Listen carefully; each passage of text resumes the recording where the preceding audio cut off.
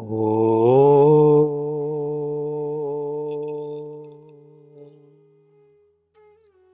असतो मा सद्गमय तमसो मा ज्योतिर्गमय मृत्योर्मा अमृतं गमय। ओम शांति शांति शांति। मेरे बहुत ही प्रिय और बेहद सम्मानित साथियों, हृदय की असीम गहराइयों से अभिनंदन, बहुत बहुत हार्दिक स्वागत। साथियों, जीवन में संतुलन ही सब कुछ है।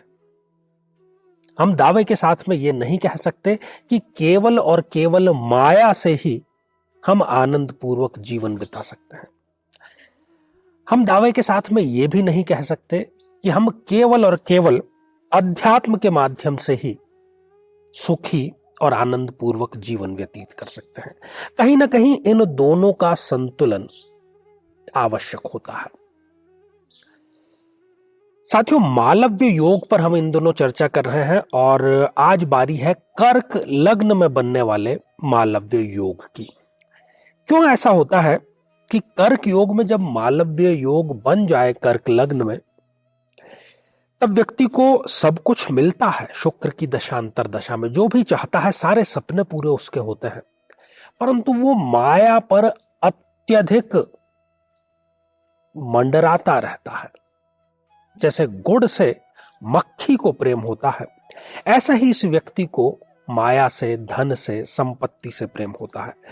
और आवश्यकता से अधिक प्रेम या मोह जो है वो दुख का, पीड़ा का, परेशानी का कारण बनता ही है। माया दीपक नर पतंग और भ्रमि भ्रमि एवं पड़ंत, गुरु कृपा थी कारण एक आध उबरंत। माया जो है वो एक दीपक के समान है, कबीरदास जी कहते हैं, और मनुष्य जो है वो उस पतंगे की भांति जो बार बार उसके आकर्षण में अपनी मौत की भी परवाह नहीं करता, घूम फिर के आता है और फिर वो परवाना शम्मा में तब्दील होने, उसमें समर्पित होने का भाव रखता है। माया से कब इनका पेट बिल्कुल भी नहीं भरता। आइए एक मालव्य योग की कर्क लग्न की जन्म पत्रिका पर दृष्टिपात करें और जानते हैं इसके बारे में, और अंत में आप लोगों के कुछ कमेंट्स जो हैं उनको भी हम शामिल जरूर करेंगे। तो साथियों, ये जो जन्म पत्रिका है ये आप देख पा रहे हैं कि 4 नंबर के अंक से प्रारंभ हो रही है। 4 नंबर लग्न में लिखा हुआ है, तो ये हो गई एक कर्क लग्न की जन्म पत्रिका। अब इस कर्क लग्न की जन्म पत्रिका में आप चतुर्थ भाव पर, सुख भाव पर यदि दृष्टिपात करेंगे तो वहां पर बैठे हुए हैं शुक्रदेव, साक्षात ऐश्वर्य, वैभव, आराम, प्रसिद्धि, इन सब के कारक ग्रह हैं। यहां पर वो हो गए केंद्र में उच्च राशि के, स्वराशि के बल्कि कहें तो स्वराशि के वो यहां पर हो गए।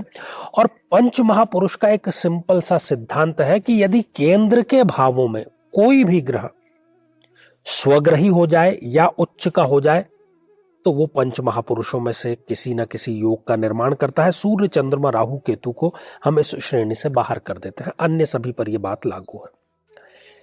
शर्त केवल इतनी सी है कि वो जो ग्रह है वो पर्टिकुलर उस जन्म पत्रिका के लिए एक मारक ग्रह नहीं होना चाहिए। बस अगर ये फुलफिल हो रहा है तब फिर कोई परेशानी नहीं है। तो यहां पर ये सारी चीजें हैं।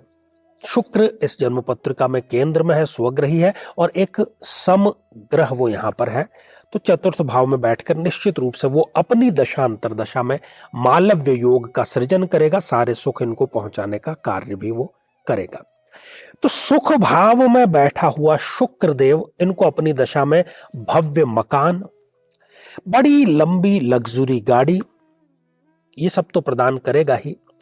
इनका माता से बहुत अधिक प्रेम होगा, लगाव होगा, और इनको तरक्की के लिए जन्म स्थान से बहुत ज्यादा दूर जाने की आवश्यकता नहीं पड़ती, क्योंकि मालव्य योग है और वो भी नेटिव लैंड। नेटिव लैंड सुख भाव चतुर्थ भाव होता है, वहीं पर है। तो ये अपने जन्म स्थान के आसपास ही सारी सफलता प्राप्त कर लेते हैं, कहीं दूर इनको जाने की जरूरत नहीं पड़ती है। यदि ये प्रॉपर्टी से संबंधित कोई कार्य करें तब तो फिर कहना ही क्या। ग्लैमर से, कला से संबंधित कोई ये कार्य करें तब तो फिर कहना ही क्या, ये शिखर पर अवश्य पहुंचते हैं। यहां पर बैठे हुए जो शुक्र देव हैं वो अपनी सीधी सप्तम दृष्टि से कर्म भाव को देख रहे हैं। इनके जन्म के पश्चात इनके माता पिता तरक्की अवश्य करते हैं, दोनों करते हैं, माता और पिता। अब ये किसी पर निर्भर नहीं है। हम कहते हैं ना कि हर बालक अपना भाग्य लेकर के इस धरा पर आता है, वैसे ही ठीक ये भी करते हैं। अगर ये बहुत ही गरीब खानदान में भी जन्म लेते हैं तो ये अपना भाग्य लेकर के आते हैं, क्योंकि इनको मालव्य योग का सृजन होना है। शुक्र की यदि महादशा बचपन में ही आ जाए तो ये, जिसको हम कहते हैं कि बॉर्न विद सिल्वर स्पून, स्पष्ट रूप से यहां पर यह बात घटित होती है। तो इनके जन्म लेते ही कहीं ना कहीं आकस्मिक धन इनके घर में, परिवार में आ जाता है, ताकि इनके लिए संसाधन की पूर्ति हो जाए। जैसे जैसे ये बड़े होते हैं, कला प्रेमी बनते हैं, इनको अपने आप से प्रेम होता है, अपने आप को सज करके, संवार करके रखना, अच्छे वस्त्र पहनना, अच्छी सुगंधित वस्तुओं का प्रयोग करना, कुल मिलाकर के जिसको हम कहते हैं कि ये अप टू डेट रहते हैं, तो बिल्कुल भी गलत नहीं होगा। हालांकि इनके मन में कई बार इस प्रकार की बात भी आती है कि मैं इन भौतिक संसाधनों से थोड़ा सा आध्यात्म की तरफ भी चलूं, जीवन का उद्देश्य क्या है इसके बारे में भी सोचूं, परंतु ये लंबे समय तक उस तरफ नहीं चल पाते हैं। मन जो है वो भौतिक वस्तुओं के कारण, क्योंकि मालव्य योग का प्रभाव है, हट नहीं पाता इनका मन। खास तौर पर 36, 36 और 39, 36वें और 39वें वर्ष में थोड़ा सा इनको शारीरिक कष्ट, पेट या गुप्तांगों से संबंधित कोई समस्या आती है। पति पत्नी के बीच में आपस में वाद विवाद की स्थिति भी होती है, परंतु यदि ये अपने खान पान पर नियंत्रण करें और अपने मस्तिष्क और विचारों पर नियंत्रण करें तो इन दोनों ही स्थितियों से ये बच सकते हैं। अब आते हैं मुद्दे की बात पर कि कई लोगों का प्रश्न होता है कि आचार्य जी, मेरे भी यही स्थिति है, कर्क लग्न की जन्म पत्रिका है और ये सारी चीजें हैं, तो मुझे क्यों नहीं इसका प्रभाव मिल रहा?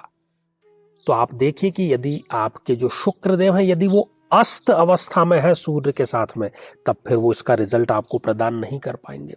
यदि वो स्वयं बलहीन हो गए हैं, 0, 1 या 28, 29 जैसी अंतिम डिग्रियों के हो गए हैं, तब भी फिर वो आपको रिजल्ट नहीं प्रदान कर पाएंगे। और सबसे खास और महत्वपूर्ण बात कि कोई भी योग कारक या मारक ग्रह फल तभी प्रदान करता है जब उसकी महादशा प्रारंभ होती है। तो ये सारी चीजें हैं, तभी वो रिजल्ट आपको प्रदान करेंगे। और फिर भी मैं आपको एक उपाय साधारण सा ही बतलाता चलूं कि इन स्थितियों में शुक्र को जागृत करने के लिए आपको इंद्राक्षी स्तोत्र का पाठ शुक्ल पक्ष के प्रथम शुक्रवार से प्रारंभ जरूर कर देना चाहिए। जीवन में किसी समस्या का सामना कर रहे हैं, जैसे कि शादी में देरी होना, पति पत्नी में मनमुटाव या तलाक तक की नौबत आ जाना, संतान का प्राप्त न हो पाना, नौकरी या धन प्राप्ति में बाधा आना, जीवन के प्रत्येक क्षेत्र में किसी न किसी प्रकार की बाधा आना, तो आज ही अपनी जन्म पत्रिका का संपूर्ण विश्लेषण करवाएं और पाएं समस्या से सदैव के लिए मुक्ति। तो आइए साथियों, अब बढ़ते हैं आप लोगों के ही कमेंट्स के माध्यम से। और पहला ही कमेंट सक्षम प्रेमी जी ने लिख भेजा है, जय श्री राम लिख भेजा है आपने। तो सक्षम जी, आशीर्वाद हृदय की असीम गहराइयों से। अगला कमेंट संतोष तोंडुले जी ने लिख भेजा है और आपने भी श्री राम लिखा है। तो संतोष जी, आशीर्वाद हृदय की असीम गहराइयों से। अगला कमेंट कन्हैया लाल मच्छीवार जी का है और आपने नमस्कार लिख भेजा है। तो कन्हैया लाल जी, आपको भी आशीर्वाद हृदय की असीम गहराइयों से। साथियों, पंच महापुरुषों पर यह योग चल रहा है। यदि आपने नहीं देखा है, यहाँ आई बटन में हम उसका लिंक आपको प्रोवाइड करा देंगे ताकि आप जाकर के देख सकें कि आपकी जन्म पत्रिका में कौन कौन से पंच महापुरुष योग निर्माण हो रहे हैं। मालव्य योग पर भी ये हमारी श्रृंखला जारी है और इसके बाद में हम शश योग पर भी एपिसोड बनाएंगे। तो साथियों, आज के लिए केवल इतना ही और इसी मंगल कामना के साथ में कि आप सभी स्वस्थ, समृद्ध और शांतिपूर्वक जीवन व्यतीत करें। नमस्कार।